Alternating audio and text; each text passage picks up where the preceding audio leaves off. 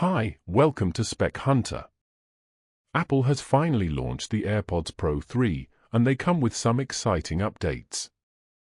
These new earbuds are packed with improvements like stronger noise cancellation, a built-in heart rate monitor, better battery life, and a slightly refreshed design.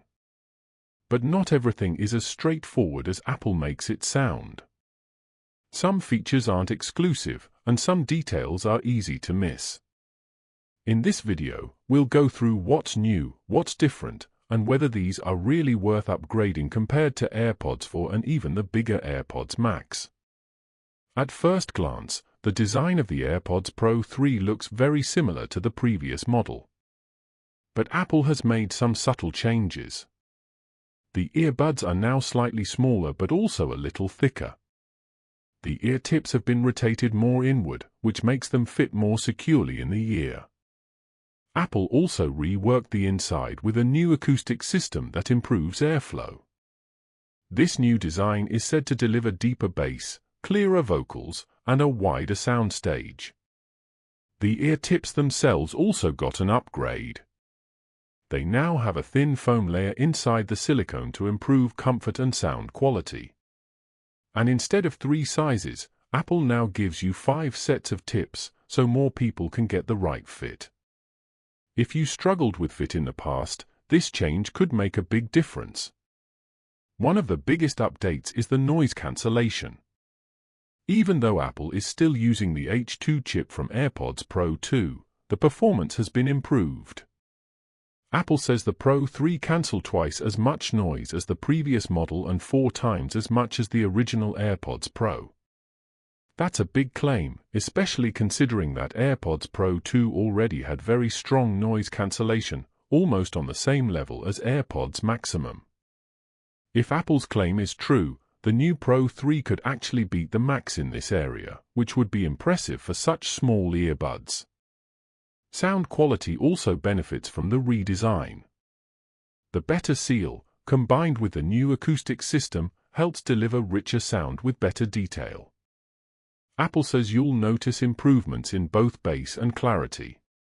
And since fit and seal are key to good sound, the redesigned ear tips and inward rotation help ensure more users experience the best audio performance possible. Another area Apple improved is battery life. AirPods Pro 3 last up to 8 hours with noise cancellation on, which is 2 hours more than before. With transparency mode, they can last up to 10 hours. This is a solid step forward for earbuds of this size. Even when using the new heart rate monitor during workouts, you still get about 6.5 hours of use, which is more than what AirPods Pro 2 offered overall. Durability has also improved.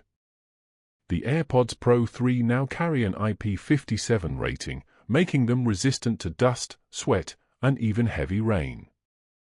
Apple says they can handle intense workouts and sudden downpours without any problem.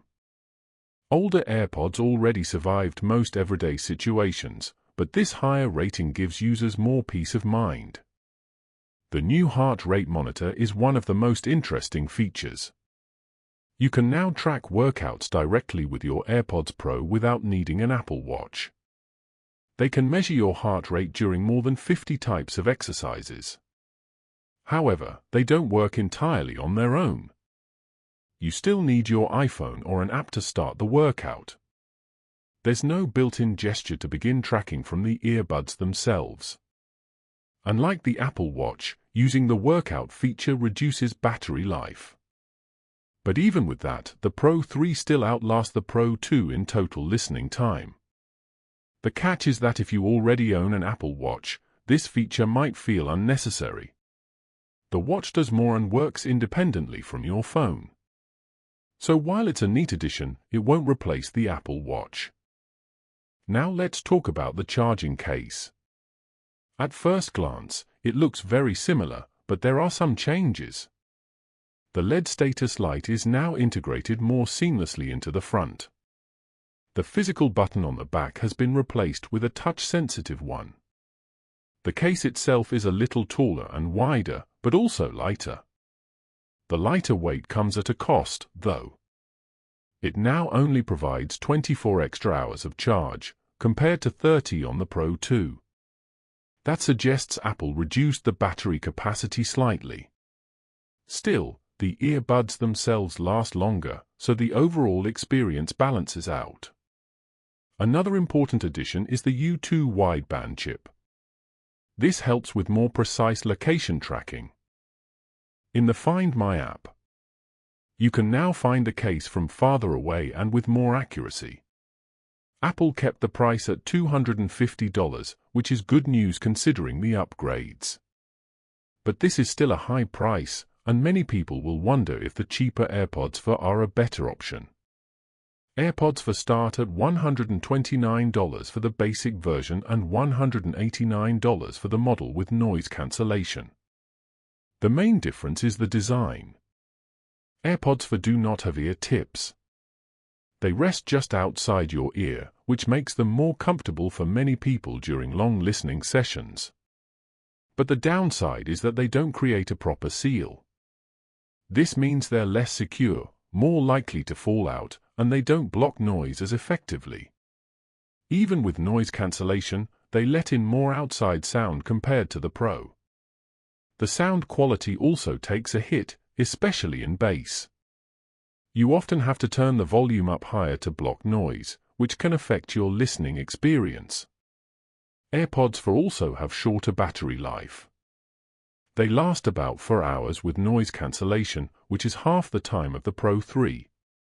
Their case also only adds about 20 extra hours. On the bright side, they're smaller and easier to carry. Some of the new features Apple promoted for the Pro 3 are also available on AirPods 4 with noise cancellation, such as live translation. This feature lets you hear translations directly in your earbuds in multiple languages. It's also available on Pro 2, so you don't need to buy the Pro 3 just for this.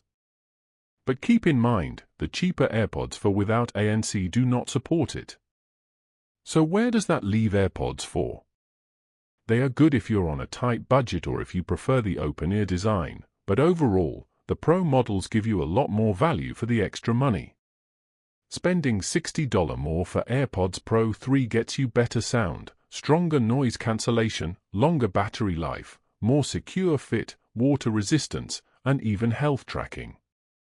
For most people, that's worth it. Now let's look at the AirPods Maximum. These are Apple's over-ear headphones and cost around $550.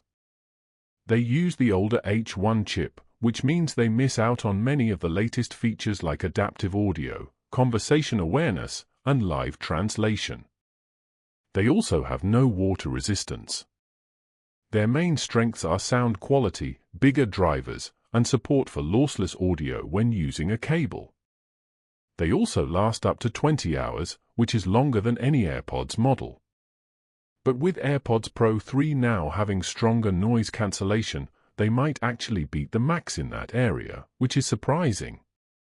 Of course, the Max still deliver fuller sound because of their size, but unless you specifically want over-ear headphones, they are much harder to recommend now. In the end, AirPods Pro 3 are clearly the best all-around choice.